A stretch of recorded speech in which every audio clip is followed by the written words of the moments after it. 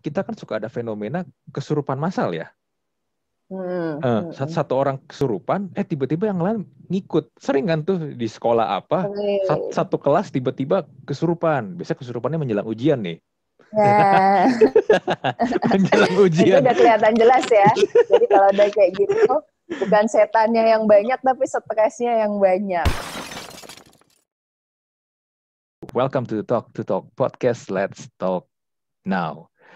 Oke, guys, kita kali ini kita kedatangan seorang psikolog yang sudah pernah mengisi di podcast Talk to Talk juga sebelumnya. Waktu itu kita bahas tentang apakah psikolog bisa membaca pikiran. Ya, ini dia Anastasia Sari Santoso. Apa kabar, Sari? Baik, baik. Fani. Iya. Apa kabar? Sehat ya? Baik juga, sehat. Melewati hari demi hari sekarang. Makin gak jelas. Ngobrolnya sekarang virtual terus ya, kita terbiasa begini. Iya nih, sebenarnya kalau udah bisa kelar semua pandeminya nih, enakan sebenarnya kalau ngobrol tuh ketemu langsung ya, dibandingin virtual begini. Tetap aja esensinya beda gitu loh. Benar. Nah, Sari ini kan kemarin sempat bikin kontennya tadi seperti yang gue sebutkan di awal sama gue tentang profesi psikolog. Nah, hari ini nih kita juga mau bahas topik yang masih ada hubungannya juga dengan psikolog juga, psikologi juga. Tapi kita mau ngobrol dengan hal yang kemarin sempat heboh nih. Hal-hal yang berbau mistis dan tahayul. Kemarin kan kita heboh ya. Katanya ada penampakan babi ngepet di daerah Depok itu. Tapi ternyata setelah heboh-heboh itu akhirnya ketahuan itu hoax. Si orang itu tuh yang mengaku dirinya Ustadz itu ternyata dia itu skemanya dia. Rencananya dia untuk bikin dia lebih terkenal dan dipandang di daerahnya itu. Ternyata babinya itu ternyata dia beli di sebuah e-commerce. Oke, menarik ya. Iya, menarik. Tapi yang mungkin yang paling sial di antara kasus itu adalah orang-orang yang kemarin sempat telanjang itu katanya untuk melihat penampakan babi ngepetnya itu. Yang beberapa bapak-bapak itu kasihan banget.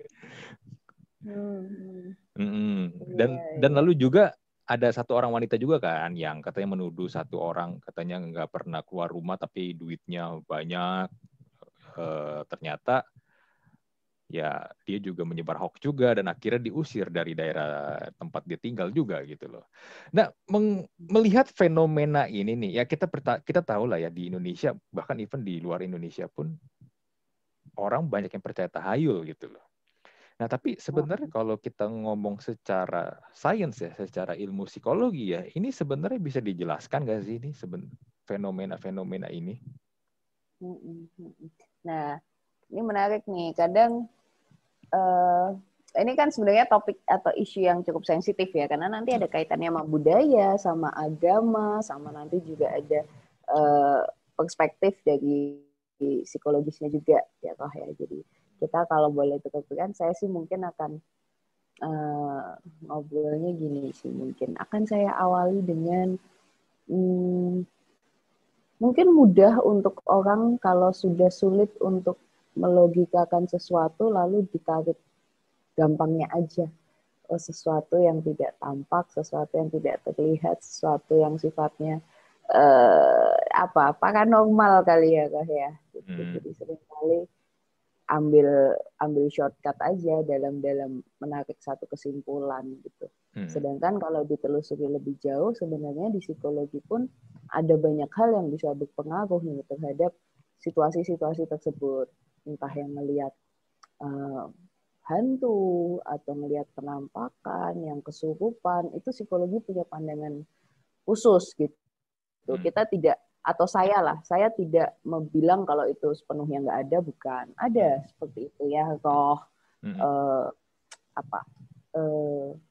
roh spiritual dan lain-lain itu ada, tapi tidak semua kasus adalah seperti itu. Ada juga kasus-kasus yang kita perlu telusuri faktor-faktor lain, apakah itu dari isunya bersumber dari psikologinya kah, psikologisnya kah, ataukah itu yang tadi gangguan kesurupan gitu. Jadi kayak gitu mungkin ya diawalinya. Jadi jangan terlalu mengambil kesimpulan atau shortcut untuk menyimpulkan sesuatu. Oh ini pasti mistis nih. Oh ini pasti roh nih. Oh ini pasti supranatural nih. Padahal belum tentu gitu. Jadi. Tapi kan biasa gini loh, kepercayaan seperti ini kan turun temurun lah ya bisa gue bilang ya. Ini kan mungkin dari nenek kita, kakek kita, atau mungkin kakek buyut kita atau nenek buyut kita. Itu kan ceritanya turun temurun. Contoh mungkin paling gampang gini deh, ketindihan. Orang tuh pada umumnya pasti dalam hidupnya sekali seumur hidup pasti pernah mengalami namanya ketindihan kan.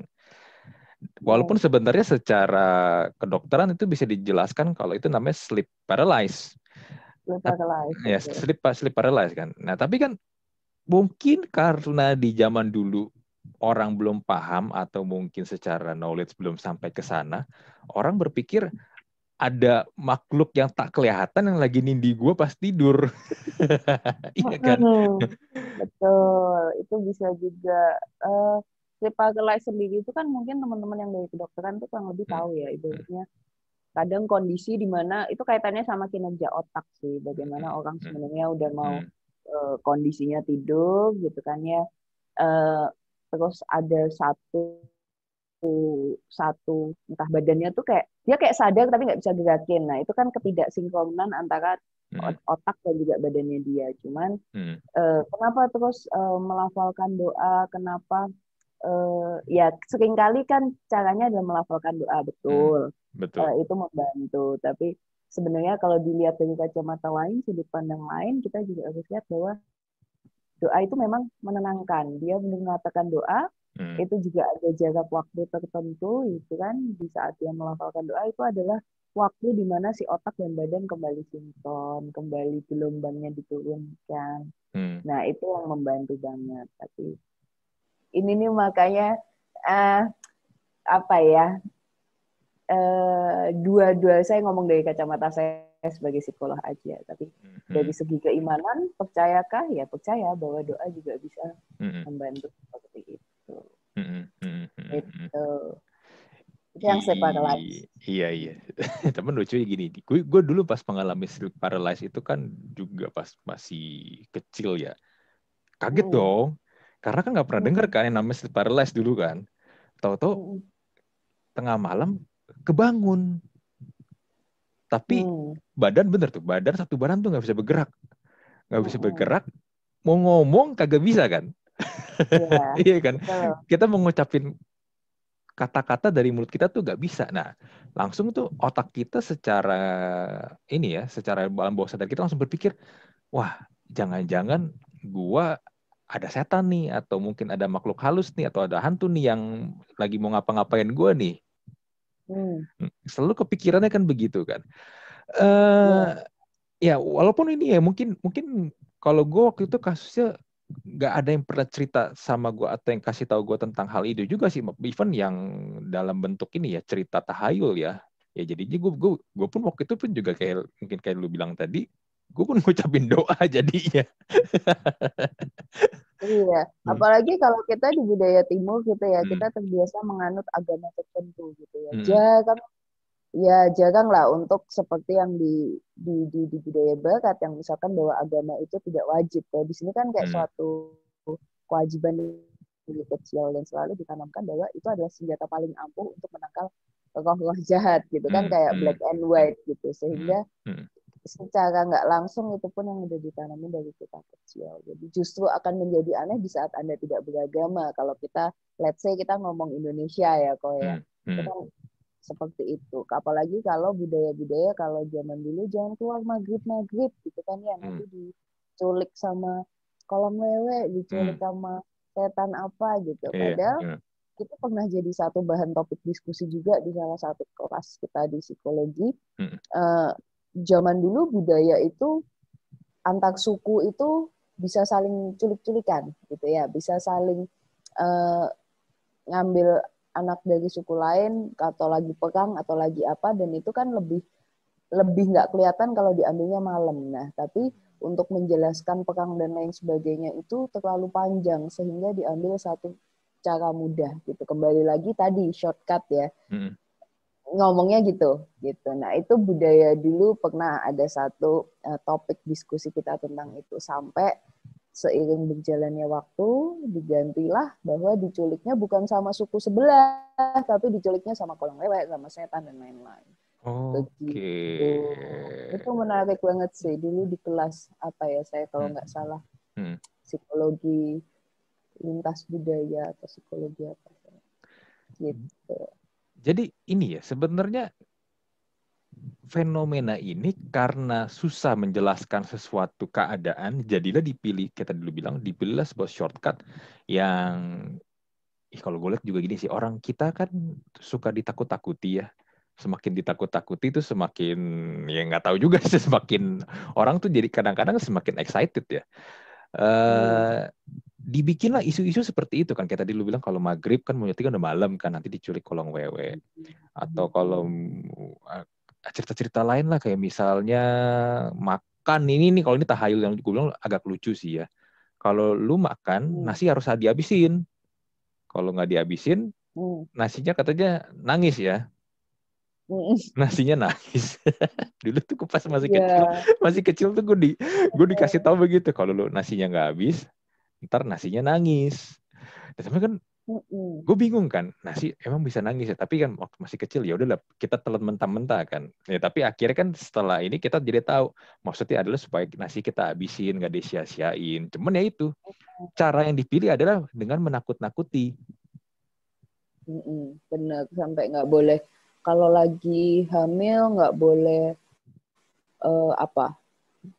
duduk di depan pintu apa gimana gitu, kalau saya nggak salah ingat. Nggak boleh gunting kuku malam-malam, nggak boleh macam-macam gitu ya. Mungkin di budaya tertentu, daerah tertentu itu sangat diyakini, tapi kalau kita pakai kacamata netral ya, tidak terkontaminasi budaya apapun ya, karena itu ya gunting kuku malam-malam udah gelap gitu ya, duduk di depan di tengah pintu ya masuk angin kan keluar masuknya juga lewat pintu, jadi kenceng gitu.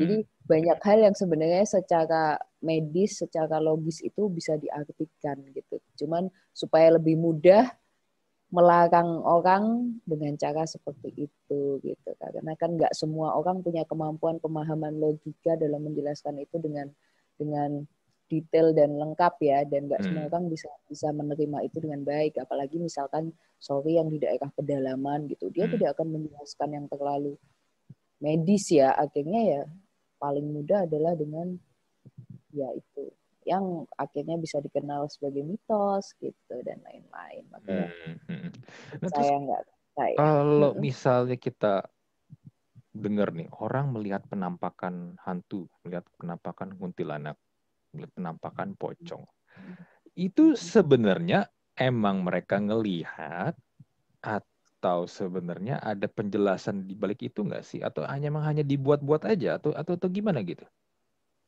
Oke, jadi sebenarnya tuh gini, ada dua hal ya kayak yang bisa kita katakan atau kita kelompokkan, kita kategorikan jadi dua dulu lah. Yang dinamakan trans dan juga kesurupan.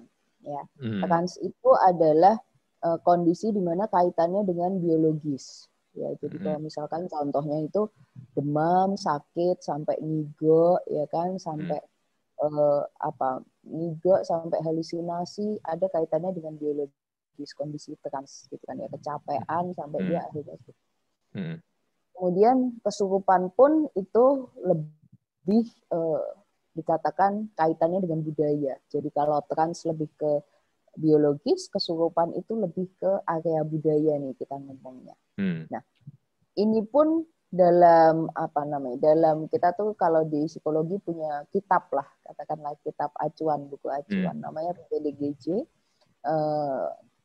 Pedoman Penata Laksanaan Diagnosis Gangguan Jiwa. Ada juga yang namanya ICD 10 ya. Dalam ICD 10 trans sama kesurupan ini masih dipisah ya, ICD 10 dan juga DSM.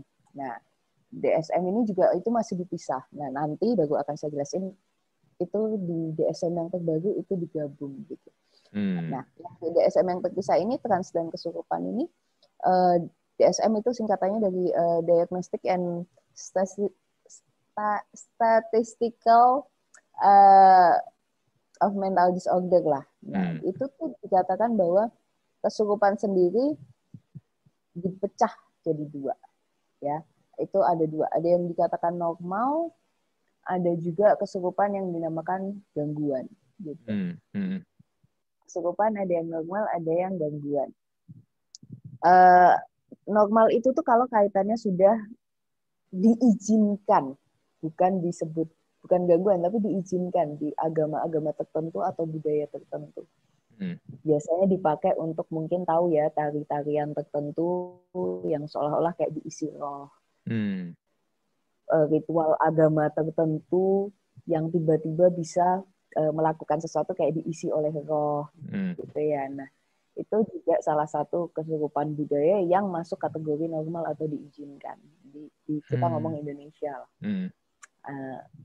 Mungkin tahu tari-tarian kalau kita ke Bali gitu kan ya, dipercayanya dia diisi roh. Ada tarian kuda lumping, tarian reok, tarian macam-macam gitu. Ada juga yang dikatakan gangguan. Nah, kalau gangguan ini tidak terkait dengan agama dan budaya, ya, gangguan kesurupannya. Jadi sampai di sini kalau kita ngomong tentang makhluk halus, roh dan lain sebagainya, ini berarti sudah kita ngomongin yang kesurupan yang area kedua nih, yang di luar konteks agama dan di luar konteks budaya, melainkan gangguan. Nah, dipecah lagi kok jadi dua gangguan kesurupan ini. Itu yang kaitannya gangguan mental dan juga gangguan kesurupan murni. Gangguan mental di sini ini berarti dia menyertai gangguan psikologis tertentu, entah depresi, saking beratnya depresi sampai ada bagian otak yang juga rusak, skizofrenia, ada halusinasi auditorik, visual dan lain sebagainya. Ya, jadi seolah-olah melihat sesuatu, mendengar sesuatu. Bisa dalam wujud apapun ya, kadang nggak melulu bentuk hantu, bisa wujud yang aneh-aneh. Mendengar bisikan-bisikan itu juga bisa. Ini kalau dia menyertai gangguan jiwa tertentu. Yang satunya, nah ini nih area gangguan kesurupan murni. Di sini dipelajari bahwa ini bisa dikatakan ada benar-benar roh yang menyebabkan dia melihat benar-benar dia melihat roh. Terus tidak ada penjelasan ilmiah dalam hal ini. Nah, jadi untuk bisa menyebut apakah dia benar-benar ngelihat hantukah, apakah dia benar-benar kesurupankah, itu tuh tidak semudah langsung pasti ke sini gitu ya. Karena tadi sebenarnya ada banyak hal lain. Dia sebenarnya masuk yang kemana, nggak melulu ke sini. Layernya banyak ya. Betul. Siapa tahu ternyata itu ada kaitannya dengan kondisi psikologisnya. Jadi nggak melulu bisa masuk ke area sini. Begitu. Nah, ini menariknya gini nih. Kalau ngomong tadi lu bilang banyak layer sebenarnya sebelum memutuskan kalau orang ini emang benar-benar kesurupan atau mungkin dia melihat ya sesuatu yang orang pada umumnya nggak bisa lihat lah ya, roh halus atau hantu atau apapun itu sebutannya ya. Tapi gini loh, gue nggak tahu lu mungkin pernah lihat atau enggak, tapi dulu kan gue lumayan aktif ya di pelayanan gereja ya. Jadi kadang-kadang tuh kalau ada retret tuh suka ada penyembuhan luka batin tuh. Nah, talk buat penyembuhan luka batin. Luka batinnya itu kan adalah luka yang udah disimpan lama sama seseorang yang mungkin dia pun juga udah nggak sadar, tapi ketika di retret itu apa ya istilahnya, dalam tanda kutip itu dihadirkan lagi di case seakan-akan di depan dia kan. Akhirnya terjadi kayak semacam manifestasi yang ya sampai ada yang teriak-teriak, jerit-jerit, nangis-nangis, kenceng banget. Sampai mungkin yang sampai tahap ekstrimnya ya bisa sampai mukul-mukul diri sendiri atau bergerak nggak beraturan ya. Nah, tapi kan kadang-kadang gini loh, fenomena ini kalau kita nggak siap nih ya, atau kita nggak sadar, orang langsung berpikir, wah ini orang kesurupan. Ya, setuju. Jadi kondisinya kan memang dibuat sedemikian rupa supaya dia kembali mengingat masa lalunya, tenang, rileks, kembali mengingat. Dia dibawa ke alam bawah sadarnya untuk informasi ya, jadi teman-teman kita ini manusia ini kan punya gelombang elektromagnetik. Makin kita dibawa ke gelombang, gimana caranya supaya kita bisa masuk ke alam bawah sadar, kita dibawa ke gelombang yang terendah. Gitu. Kenapa kita tidur kita bisa bermimpi dan mimpi kita itu representasi dari alam bawah sadar, karena kita masuk di gelombang yang rendah. Gitu. Beda saat kita lagi ngobrol gini nih, kita harus fokus, harus menghafal, harus belajar menyerap sesuatu, tuh gelombang kita lagi tinggi. Gitu. Jadi itu alam sadar. Nah, dalam penyembuhan luka batin juga sama. Kita nggak ngomong di konteks agama lah ya, tapi dalam mungkin kalau saya bilang dalam terapi psikologi yang kaitannya dengan penyembuhan trauma, luka masa lalu dan lain-lain. Kita juga bermain di area itu, dibawa ke gelombang rendah, alam bawah sadarnya, dan bentuknya, perilakunya juga macam-macam. Kalau tidak ditangani dengan, katakanlah, apa ya, bentuknya, responnya macam-macam. Ada yang seperti itu ya, maksudnya mungkin sampai guling-gulingan, sampai kayak orang kesurupan gitu, bahkan bisa jadi kayak siluman harimau gitu ya, tiba-tiba bisa bisa apa sih, menggenggam gitu, mukul-mukul dan lain-lain. Bisa jadi itu adalah bentuk luapan emosinya dia yang sudah benar-benar gerbangnya kebuka gitu. Gerbangnya kebuka, dia marah tapi kadang tidak bisa diluapkan langsung ke orangnya, atau mungkin dia sebenarnya marah dengan dirinya sendiri, ada penyesalan sehingga itu bentuk yang dia lakukan. Nah,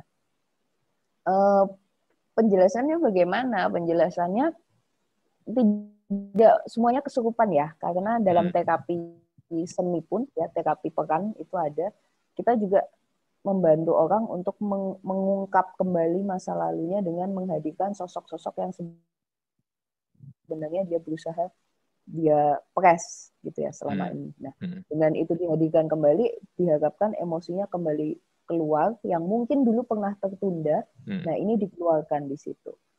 Nah, kapan bisa dibilang saat penyembuhan atau saat event tertentu itu dia kesurupan betul atau bukan, adalah dilihat lagi gejala supranaturalnya seperti apa. Kalau yang tadi nih masuk area kesurupan murni lah ya, yang tadi kaitannya sama roh, bukan yang psikologis dan lain sebagainya, biasanya ada gejala supranatural yang mengikuti. Katakanlah nggak masuk akal, misalkan badannya cewek tapi dipegangin begitu banyak cowok, mental semua yang cowok badannya gede-gede, yang dia nggak pernah tinggal di negara tertentu tiba-tiba bisa ngomong bahasa itu dengan lancar. Nah, itu gejala supranatural. Kita bisa coba pertimbangkan dari orang yang ngerti tentang roh dan lain-lain. Tapi kalau di saat dia bentuknya masih yang luapan emosi, kemudian bahkan berperilaku seperti hewan pun, itu ada dua sudut pandang nih. Ada yang benar-benar roh, ya, ada yang benar-benar roh. Ada juga dikarenakan faktor trauma di masa kecil. Di masa kecil di mana dia belum bisa berbahasa dengan baik, tapi dia merasakan emosi-emosinya di situ, dan dia akan merefleksikan dirinya sebagai sosok-sosok binatang yang dia nilai itu memang kuat, gitu ya. Jangan kan ya orang kesurupan tiba-tiba jadi kelinci, jangan kan ya orang kesurupan tiba-tiba jadi sesuatu yang yang binatang kupu-kupu gitu kan ya, kan jangan. Pasti binatang-binatang yang punya power. Gitu kalau kan. jadi kelinci bukan serem bawaannya, jadi cute kan, gemes kan. Gemes. Tapi jarang kan yang jadi kucing juga jarang. Paling macan, ular gitu kan ya. Atau mungkin apalagi tuh, macan, ular. Ya pokoknya hewan-hewan yang inilah ya, yang buas-buas lah ya. Yes, betul. Nah, apakah itu benar-benar siluman itu yang masuk? Dilihat lagi ceritanya, kisahnya dia ini lagi dalam kondisi apa? Apakah memang nggak ada angin, nggak ada hujan, dia lagi baik-baik aja, nggak lagi ada masalah apapun, tiba-tiba kayak gitu? Atau dia kondisi badannya lagi capek, lagi drop, lagi nggak fit, atau lagi punya masalah, atau lagi tadi ya dibangkitkan alam bawah sadarnya baru dia keluar itu. Nah, baru kita bisa menentukan ini masuk ke kategori apa. Apakah benar-benar kesurupan atau itu adalah dari kondisi mentalnya dia yang lagi nggak stabil gitu. Jadi harus kompleks sih melihatnya. Nah, ini menariknya gini. Ini kan di gereja Katolik sendiri pun sebenarnya untuk hal ini pun jarang ya benar-benar mengakui kalau itu emang fenomena yang benar-benar pure mistis ya.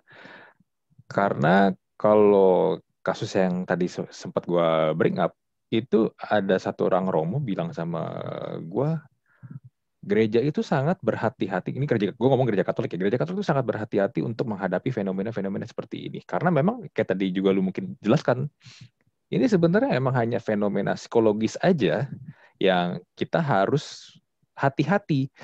Karena waktu itu ada kejadiannya gini loh. Ada anak umur ya mungkin ini ya SMP SMA gue kurang tahu sih. Kurang lebih umuran segitu. Ya ekstasinya lagi muncul lah ya, berontak, nangis kejar-kejar gitu. Nah tapi mungkin waktu itu karena orang-orang yang menanganinya nggak paham, nggak tahu, jadi mereka berpikir ini kesurupan dan akhirnya seperti sedang melakukan pengusiran roh jahat. Dan ya tau lah ya kalau di gereja kan kadang suka dalam nama Yesus apalah bla bla bla bla gitu kan. Exorcism Ya, ya kayak eksorsis yang di film. kayak di film-film eksorsisme begitu. Sampai akhirnya Romo ini datang dan menegur tim yang melakukan itu karena anak ini sebenarnya sedang tidak kesurupan, hanya sedang luka batinnya sedang keluar. Dan ketika kita justru melakukan seperti eksorsisme gitu, kasihan anaknya lah. Maksudnya gini, lukanya itu kan lagi muncul ya, lagi keluar ya. Tapi lu kayak seakan-akan sedang mengusir ini anak sedang kerasukan.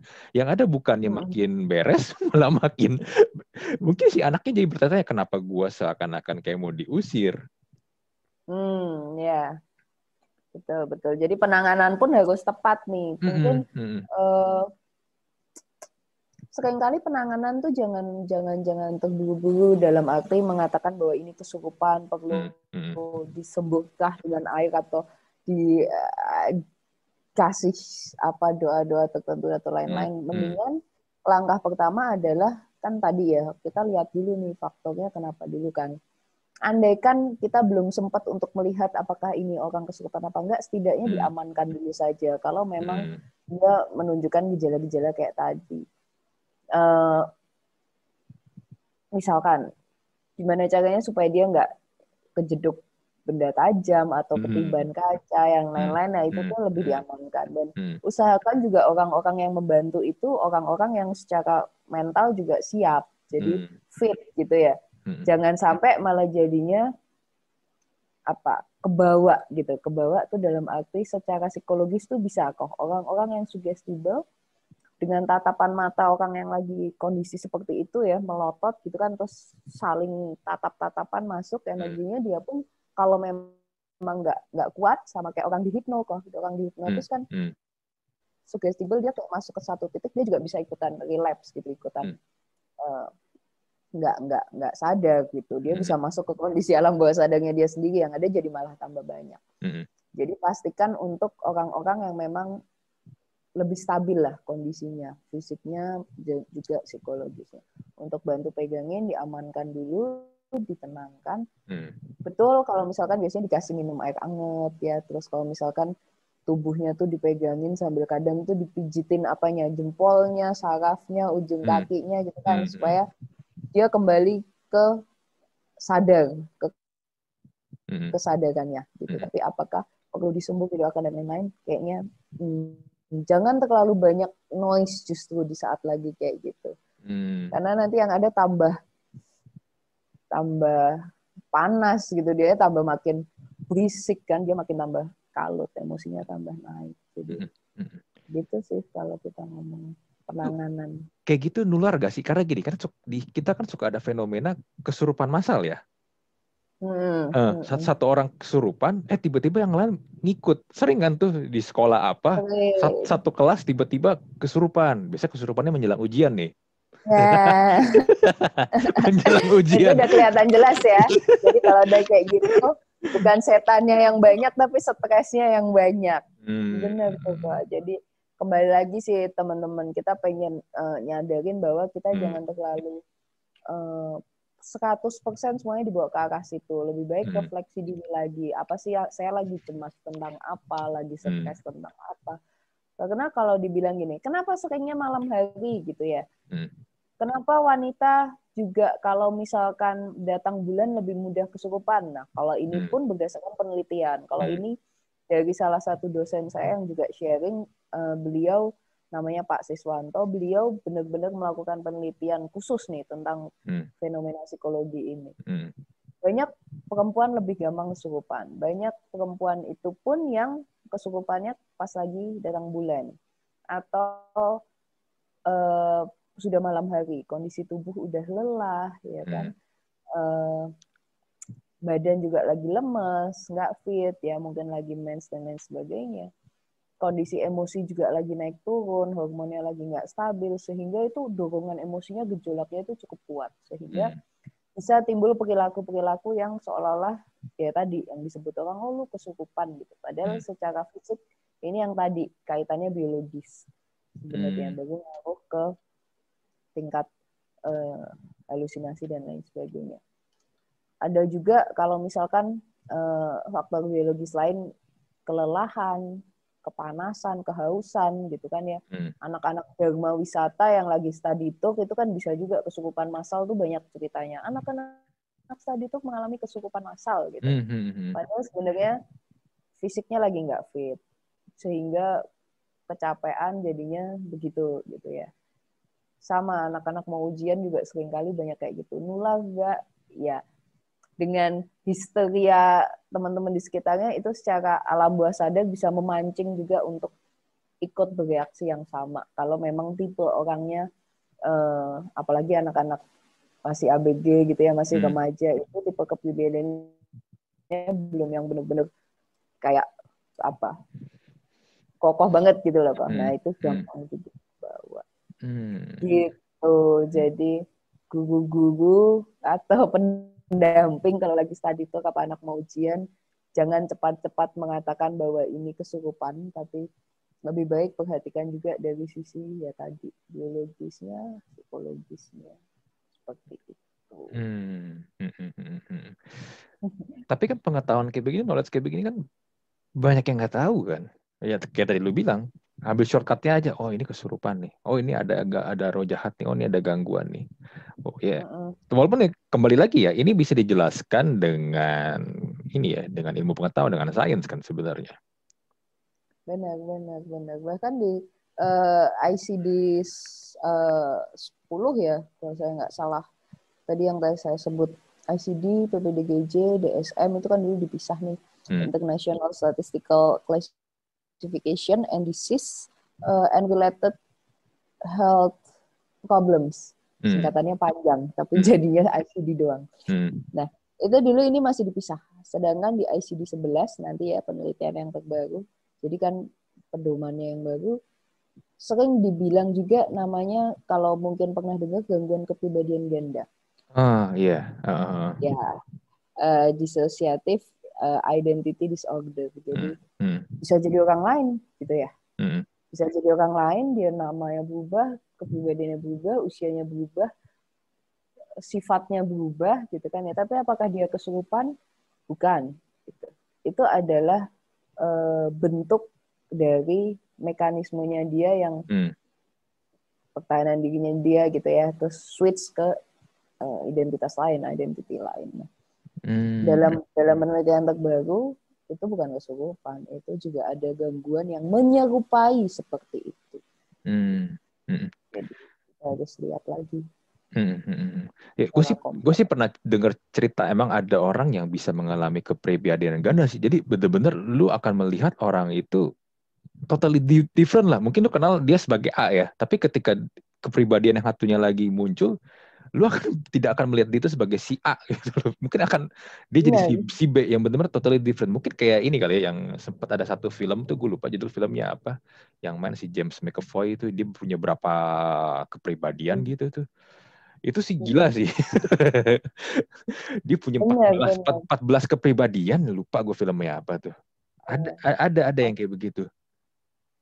Ada yang terkenal itu Sibyl ya, 16 kepribadian. Bahkan di Indonesia juga ada kok yang waktu itu speak up bahwa dia ini punya kepribadian 4 kalau nggak salah. Jadi ya itu kan kaitannya sudah trans tadi ya, ada kaitannya dengan psikologisnya dia, dan itu nggak bisa kita bilang kesurupan. Jadi bentuknya dia akan tetap sama, tapi dia mengakui misalkan Ko Andri ini cowok usianya sekian, tapi bisa besok tiba-tiba ditanya orang, saya ini cewek usia 5 tahun, saya sukanya ini, cara berperilaku juga jadi anak-anak. Jadi besoknya lagi beda lagi, bisa juga jadi satu. Saya ini serigala, kuat, ya kan, nggak bisa bahasa manusia, bisa gitu. Jadi switch gitu. Ya jangan Ko Andri lah ya contohnya. Kasihan amat.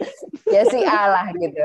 Si A dia bisa berubah kayak gitu. Saking gangguannya ini benar-benar dari cara dia bereaksi lah terhadap sesuatu. Jadi sebenarnya saling membentengi satu sama lain terhadap situasi yang ada, tapi jadinya bukan di pola pikir aja yang dia berubah ya dalam melihat sesuatu, tapi termasuk seidentitasnya dia berubah. Nah itu perlu penanganannya dalam banget.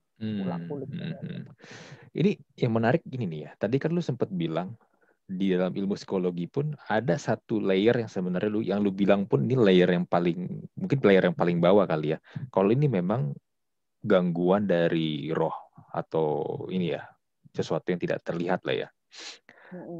Di ilmu psikologi pun mengakui ya kalau memang roh halus atau mungkin makhluk-makhluk astral itu ada atau gimana sih? Nah, kalau ini terus terang saya tidak mengatakan pendapat saya pribadi, tapi saya mengikuti senior saya yang mengatakan ada. Jadi karena beliau lebih banyak melakukan penelitian di situ dan juga survei ke beberapa orang, dan saya percaya beliau juga cukup lama melakukan penelitian ini, dan dia pun bilang sebenarnya ada. Saya pun juga percaya ada gitu. Jadi ada orang-orang yang memang punya kemampuan untuk bisa melihat itu, tapi kembali lagi tadi nggak semua sih kok. Bahkan kenapa daerah kalau di luar negeri lah, di barat gitu, kastil juga serem gitu kan ya. Kenapa sesuatu yang lembab, area yang lembab, kadar oksigennya rendah gitu kan ya, makin kita ke lorong bawah tanah oksigen rendah, kita juga harus lihat bahwa kadar oksigen yang saat masuk ke tubuh kita itu rendah, dan juga otak tidak dapat suplai oksigen yang banyak, bisa juga menimbulkan halusinasi pada akhirnya. Nah, halusinasinya bisa berupa apa? Itu semua dari proses perekaman selama ini, apa yang udah pernah kita lihat, kita percaya, kita believe di saat kondisi suasana seperti itu. Nah, itu bisa aja kita keluar. Jadi banyak kelembapan juga pengaruh. Film horor itu pengaruh besar gak sih untuk gini deh. Di Indonesia itu kan kita percaya hantu-hantu itu kan pocong, kuntilanak, atau sendal bolong, atau Nyi Roro Kidul, dan segala macam ini penampakannya lah ya, tuyul atau babi atau babi ngepet lah, apapun itu namanya. Itu sebenarnya pengaruh film-film horor itu pengaruhnya besar gak sih terhadap fenomena ini nih? Sampai orang tuh begitu, oh iya nih ini ada pocong nih, oh ini ada kuntilanak nih. Bisa jadi. Jangan nih, tidak bilang bahwa apakah itu semua sosok yang diceritakan di urban legend kita gitu ya, itu nyata apa enggak, itu kembali mungkin orang yang lebih tahu, yang memang berkutat di situlah. Tapi apakah dengan kita melihat film-film itu, mendengar cerita-cerita seperti itu bisa jadi satu pemicu suatu saat kita berada di suasana yang menegangkan, terus itu muncul karena kita udah pernah membayangkan atau pernah dengar cerita itu bisa banget gitu. Itu sugesti yang bisa banget. Ibaratnya kita pernah membayangkan sesuatu kan, merekam sesuatu atau diceritain atau lihat di mana, suatu saat kita ngelihat sesuatu sosok putih-putih aja, walaupun bukan itu kuntilanak, kita udah pernah bayangin kalau putih-putih di atas pohon, oh itu kuntilanak gitu. Langsung jadi kayak tadi kok, nyambungnya kayak yang tadi kamu bilang, pakai Dolia, jadi kayak seolah kayak sama gitu. Jadi ya sama kayak misalkan kita ngelihat orang, sering lihat, sering tahu, sering bayangin, suatu saat kita lihat sesuatu yang mirip, ini akan tersinkronkan gitu ya, langsung terkoneksi. Oh ini nih jangan-jangan ini di sini dengan kondisi seperti ini akan seperti ini. Jadi ya itu kembali lagi pengaruhnya ada gede. Jadi Iya, tadi kan sebelum kita mulai recording nih, tadi gue sempet nanya ke Sari nih tentang pareidolia ya. Kalau ini yang sempat gue baca, pareidolia itu mungkin contoh paling gampang gini, kalau kita lagi lihat awan, awannya kok bentuknya kayak kuda gitu. Atau mungkin misalnya lihat gunung meletus, kan biasa kan asapnya tuh bentuknya ini kan gede. Nah, kadang-kadang ada sebagian orang melihat ada penampakan di asapnya itu, bentuknya apa gitu. Betul, betul. Nah, iya, itu fenomena psikologis dan juga itu tergantung kreativitas masing-masing kadang kok ya. Kadang ngelihat sesuatu bisa awan, bisa di kuping gitu ya, garis kuping, apalagi banyak gitu. Nah, tapi kembali lagi itu kemampuan perspektif orang beda-beda. Sama halnya kayak kita seringkali disuguhkan gambar, terus apa gambar yang kamu lihat pertama kali gitu kan ya? Iya, Apakah betul. gambar ini atau gambar ini? Terus orang bilang, saya lihatnya gambar ini, yang satu, nggak ada itunya, yang ada gambar yang ini gitu. Padahal gambar yang sama gitu. Nah, ya itu kembali kemampuan otak orang beda-beda. Otak kiri, otak kanan kan bekerjanya tiap orang beda-beda. Nah, pareidolia juga kaitannya tentang bagaimana dia mempersepsikan sesuatu, kepalanya di mana, buntutnya di mana, dan lain-lain. Tapi mungkin teman sebelahnya ngelihat nggak dapet nih gambaran itu. Jadi sebenarnya jangan jadikan itu satu belief yang jauh lah. Jangan jadikan itu satu hal yang terlalu jauh. Ini saya agak hati-hati nih ngomongnya nih. Ya begitulah. Jangan jadikan itu ke satu hal yang saya percaya setiap orang punya ya bahwa ini lebih powerful dibanding ini lebih maha besar dibanding ini, enggak lah ya, karena kadang ya saya nggak nyebut agama, tapi jangan jadikan ini tanda kebesaran si A, ini tanda kebesaran si B, enggak lah itu. Boleh punya satu pemahaman itu untuk sendiri, tapi jangan jadikan itu untuk harus diiyakan atau diamini oleh semua orang. Betul. Karena orang nangkapnya beda-beda kan. Betul. Orang nangkapnya beda. Mungkin ini juga nggak sih yang menyebabkan begini loh. Kan tadi kan gue sempat tanya loh, kalau nonton film horor Indonesia, kita kan udah terdoktrin nih ya dalam otak kita nih, kalau hantu tuh di Indonesia tuh pocong, kuntilanak dan kawan-kawan. Tapi kalau di luar, di negara lain, hantunya tuh jadi beda. Kita nggak pernah dengar kan orang misalnya di Amerika melihat penampakan pocong atau penampakan kuntilanak. Ya kan? Atau mungkin kalau di Jepang juga punya hantu-hantunya sendiri. Ya di Amerika juga punya hantunya sendiri. Vampire pun sebenarnya pun juga awalnya dari Rumania kan, Transilvania kan. Ya, maksudnya tiap negara, tiap tempat itu punya ininya masing-masing. Apakah memang ini juga pengaruhnya sama nggak sih? Kurang lebih kayak gitu. Saya sih percayanya itu banyak pengaruh budaya ya yang kuat di balik itu. Bahkan dari bentuk bajunya, hantunya, kenapa yang situ pakai pakaian istana, yang di kita pakai yang putih, pakainya bentuknya pocong, bentuknya kain kafan kan identik. Terus macam-macam lah. Jadi saya percaya itu kaitannya dengan budaya sih, budaya. Dan gitu. Nih gue punya pemikiran kayak gini nih. Gue selalu merasa hantu-hantu lokal itu lebih serem dibandingkan hantu-hantu yang dari luar negeri. Itu kan bisa jadi karena itu ya faktor kedekatan kita ya. Budaya lokalnya itu yang merasa kita tuh deket sama hantunya ini kan. Jadinya tuh kita merasa lebih serem. Lu pernah lihat ini nggak sih? Kalau ada beberapa film Asia tuh yang akhirnya di remake sama Hollywood, film horornya. Kalau yang produksi aslinya nih, misalnya produksi Thailand atau produksi dari Jepang, kayak misalnya The Ring lah, The Ring atau Ju-on, itu kan produksi Jepang kan, itu hantu Jepang kan. Nah, ketika kita nonton versi Jepangnya, serem, karena dapet emang budaya sana, hantunya hantu negara sana kan. Tapi ketika itu dipindahkan ke Amerika Serikat, ke Hollywood, di adjust dengan budayanya Hollywood, itu menurut gue jadi nggak serem loh. Iya ya. Betul sih. Merasa kayak gitu nggak sih? Jadi nggak dapet kan feel-nya kan? Iya, saat kita pergi ke luar negeri pun kita jalan malam-malam nggak akan takut ketemu kuntilanak atau pocong toh. Iya. Karena suasananya beda gitu. Nah, tergantung moodnya juga sih saya kalau ngelihat ya. Kalau misalkan kita lagi senang mood dan lain-lain, kayaknya nggak terlalu apalagi kebayang oh nanti ada hantu ini ada hantu itu. Kalau misalkan let's say kita pergi ke pulau, kalau kayak di Bali itu kan terkenal beda lagi ya kok ya. Jadi ada sosok yang lebih ditakutin lagi tuh kekohnya gitu dibanding yang lain. Jadi budaya itu sekuat itu sih saya kalau opini.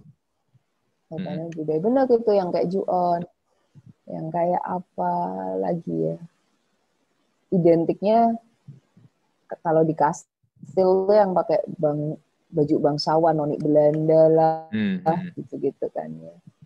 Ya kalau dibilang serem sini serem sih ya. Karena lebih nggak kayak manusia katanya bentuknya, ada genderuwo tinggi besar gitu kan. Iya. Betul. Dulu kan juga sempet isunya apa tuh, kolor hijau. Oh iya, Iya, betul. hantu kolor hijau. Terus ada hantu apa lagi tuh? Kalau saya nggak salah daerah mana ya? Kalimantan atau Sulawesi ya? Yang itu loh kok, yang kepalanya aja, tapi kepalanya perempuan tapi badannya tuh kayak isinya organ tubuh menggantung. Iya. Itu apa Kalau namanya? nggak salah di pulau. Ya tahu gue. Tapi gue Iya, lupa itu namanya apa. kenapa itu banyak di pulau sana, tidak di Pulau Jawa? Iya. Puyang, bukan ya? Lupa gue namanya apa. Namanya ya. Iya bener-bener. Gue tahu itu bentukannya kayak gimana. Tapi gue lupa namanya apa. Iya. Itu di Thailand juga ada tuh yang bentuk itu. Saya pernah lihat dulu film. Tapi gini loh, ini kan fenomena-fenomena gini kan dipercaya sama masyarakat ya, sama orang-orang kita kan, even sampai sekarang pun masih tetap dipercaya gitu kan. Tapi gini loh, fenomena-fenomena kayak begini gue ngeliatnya jadi buat sebagian orang nih ini jadi diambil kesempatan, kayak kasus babi ngepet yang kemarin sedang rame-ramenya itu ya, ujung-ujungnya kan bisnis kan. Si pelaku yang mengembuskan isu babi ngepet ini memang setelah ditangkap polisi pun dia mengaku dia pengen mencari ketenaran aja, babinya pun dia sebenarnya beli di marketplace. Ya, temen yang paling kasihan tetap aja menurut gua orang-orang yang sempet telanjang itu untuk melihat penampakan babi ngepetnya itu loh, itu yang paling kasihan sebenarnya sih. Sama babinya kasihan. Sama babinya juga kasihan, babinya jadi korban. Ya itu kan dia mencari ketenaran kan, dengan mencari ketenaran orang berpikir dia sakti, dia punya ilmu. Sama juga yang tadi yang cewek itu, yang dia menuduh kalau si ini melakukan praktek babi ngepet karena dia di rumah aja tapi duitnya banyak. Ternyata kan dia setelah ditelusuri dia buka praktek paranormal kan. Iya. Kadang-kadang apa ya, motifnya duit juga sih ujung-ujungnya untuk beberapa orang yang memanfaatkan ini. Iya, berkepentingan punya gini. Kita ini jumlahnya banyak di Indonesia penduduknya. Tingkat pendidikannya juga banyak yang tingkat pendidikannya nggak tinggi. Jadi sebenarnya gampang untuk dibodohi. Jadi orangnya banyak, kalau dibodohin lebih banyak yang terbodohi, makin banyak nih keuntungan yang dia dapat. Jadi perlu lebih hati-hati dalam menyikapi atau merespon suatu fenomena sih, apalagi dengan jumlah orang yang penduduk yang segini banyak gitu. Paling, dan jangan jadikan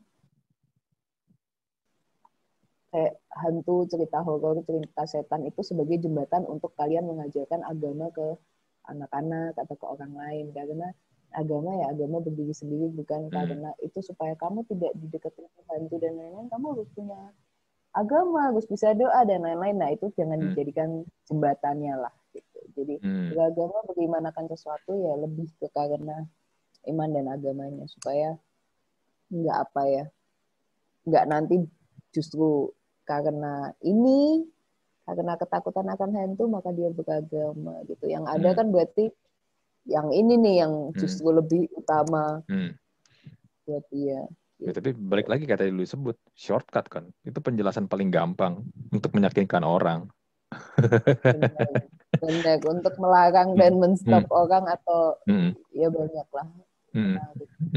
Tapi saya tidak bilang nggak ada ya, karena saya pun pernah ketemu orang-orang dan teman-teman yang memang nyata bisa melihat roh dan itu betul dan itu di-approve oleh beberapa orang ada. Tapi kembali lagi itu budaya. Bahkan klien saya pun juga ada yang bersinggungan dengan kasus-kasusnya itu nggak cuma psikologis, tapi memang ada black magic yang itu di-approve oleh belasan orang gitu. Jadi ada seperti itu. Apalagi kalau kita bilang negara-negara yang budayanya kuat kayak Thailand itu juga kuat loh. Apa ritual-ritual dan lain-lain. Ada gitu tapi tidak semuanya, harus lebih. Tentang indigo dan sixth sense itu di psikologi juga ini nggak sih? Dipercaya nggak sih? Atau ada penelitiannya nggak sih? Sebenarnya saya termasuk percaya, tapi saya tidak mempelajari jauh sih tentang itu. Jadi saya nggak berani berkomentar, takutnya salah ya. Tapi memang ada kemampuan khusus yang dia miliki katanya. Itu kaitannya nanti. Tapi kalau penjelasan medisnya saya belum pelajari lebih jauh tentang itu. Nah, ini ngomong-ngomong tentang kesurupan nih. Tadi kan gue juga sempet mention ke lu ya sebelum kita mulai recording ya. Ada, nih kejadian hari ini pas kita lagi recording. Ini tanggal 11 Mei ya hari ini. Hari ini 11 Mei ya. Jadi ada orang ditilang, tapi dia pura-pura kesurupan. Dengan harapan nggak jadi ditilang. nih. Gue share deh ya videonya bentar nih. Nih ya. Ini kejadiannya tadi siang nih. Iya.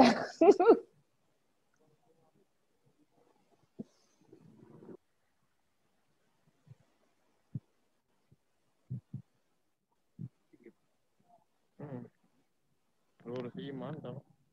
Lurus iman. Ya wilayah air.